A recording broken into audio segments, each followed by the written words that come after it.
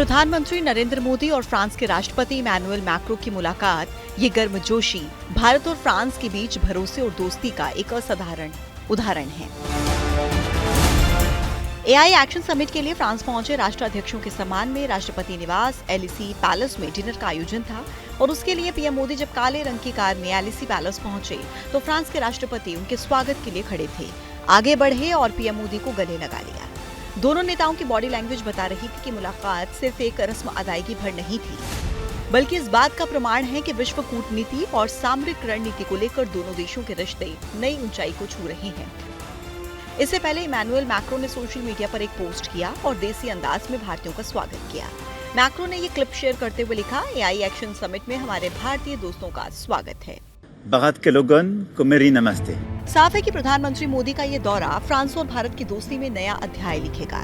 उनका ये 7वां फ्रांस दौरा है। पहली बार आधिकारिक दौरे पर अप्रैल 2015 में फ्रांस गए थे। उसके बाद दिसंबर 2015 में, 2017, 2019 और 2022 में अलग अलग कार्यक्रमों में पहुंचे।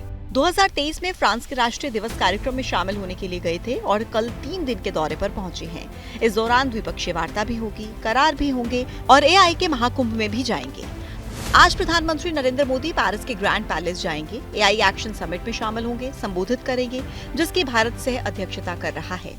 आर्टिफिशियल इंटेलिजेंस एक ऐसा मुद्दा पूरी दुनिया के लिए है जिसमें एक नई राह तो दिखाता ही दिखाता है, लेकिन उसके साथ में कई बड़ी चुनौतियां हैं और उन्हीं चुनौतियों को और नई राह को देखते हुए दुनिया भर के दिग्गज यहां पर चर्चा करेंगे, समीक्षा करेंगे, सुझाव आएंगे और एक नया रास्ता निकाला जाएगा कैसे आर्टिफिशियल इंटेलिजेंस के जरिए विकास को आगे बढ़ाया जाए, इंडस्ट्री को आगे बढ़ाया जाए, लेबर पर ध्यान दिया जाए और इसके अलावा जो तमाम नई तकनीक आ रही हैं उनका सहारा लिया जा सके। तो ये पूरा ग्रैंड पैलेस है, दुनिया भर के लोग आपको यहां पर दिखाई पड़ेंगे जहां पर एआई एक्शन समिट चल रहा है। खास बात यह है कि भारत का हमेशा से यह मानना है कि आर्टिफिशियल इंटेलिजेंस का सही प्रयोग हो, इसका दुरुपयोग ना हो और इसके साथ ही साथ जब यहां पर जो दिग्गज टेक कंपनियां हैं उनके जो चेहरे एक साथ एक मंच पर आएंगे तो उससे कहीं ना कहीं एक नई राह यहां पर जरूर देखने को मिलेगी। और खास बात यह है कि पूरी दुनिया भारत को आर्टिफिशियल इंटेलिजेंस के मुद्दे पर सुनना चाहती है।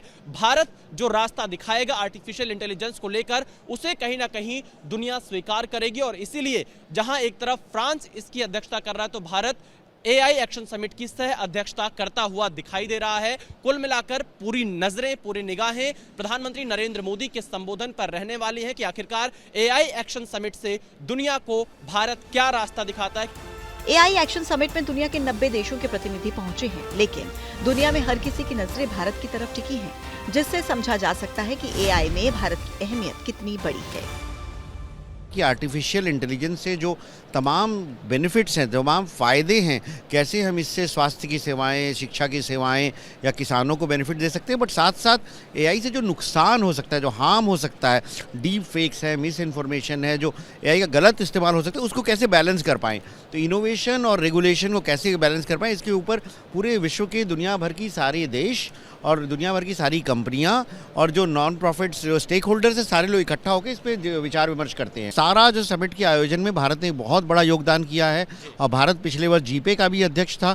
तो आर्टिफिशियल इंटेलिजेंस का, जैसे हमारे माननीय प्रधानमंत्री जी कहते हैं कि AI for good and AI for all, तो कैसे भारत सारे देशों के साथ मिलकर के आर्टिफिशियल इंटेलिजेंस से दुनिया की समस्याओं को समाधान करने में मदद कर सकता है, उसके क्रम में यह समिट बहुत बड़ा योगदान अदा कर रही है। किन किन क्षेत्रों में एआई आपको लगता है आने वाले एक साल में सबसे ज्यादा इम्पैक्ट करने वाला है? एआई का जो सबसे बड़ा उपयोग जो हम देख रहे हैं ऑलरेडी भाषिनी प्रोजेक्ट और इनके माध्यम से कि जो सेवाएं विभिन्न भाषाओं में उपलब्ध हो जाती है एआई के माध्यम से, उसका एक बहुत बड़ा रोल अदा हो रहा है।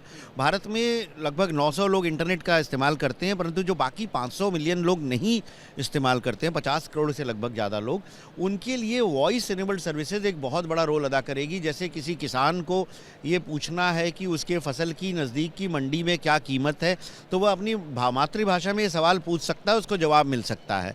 इसी तरह मान लीजिए किसी गांव में किसी बच्चे को डायरिया हो रही है, दस्त हो रही है, उसने हैं दवाई क्या चाहिए, तो और अगर वहाँ पास में नज़दीक में कोई डॉक्टर या अस्पताल नहीं उपलब्ध है, परंतु अगर वॉइस के माध्यम से ये क्वेरी की जा सकती है, उसका जवाब मिल सकता है। लेकिन ये बिल्कुल सही होगा, ये इसकी कैसे आप गारंटी करें? इसके लिए ही AI के जो सॉल्यूशन आते हैं उसकी टेस्टिंग की जाती है। बहुत धन्यवाद। तो ये थे अभिषेक सिंह, जो कि IT मिनिस्ट्री के एडिशनल सेक्रेटरी। ABP न्यूज़ से बातचीत में कहा कि AI का इस्तेमाल कैसे कृषि, स्वास्थ्य और डिजास्टर मैनेजमेंट के क्षेत्र में करना है, कैसे अच्छे तरीके से इसका इस्तेमाल हो, इस पर जोर दिया जाएगा और इसके दुरुपयोग पर कैसे काबू पाया जाए, इसका रोड मैप भी भारत दुनिया के सामने रखेगा।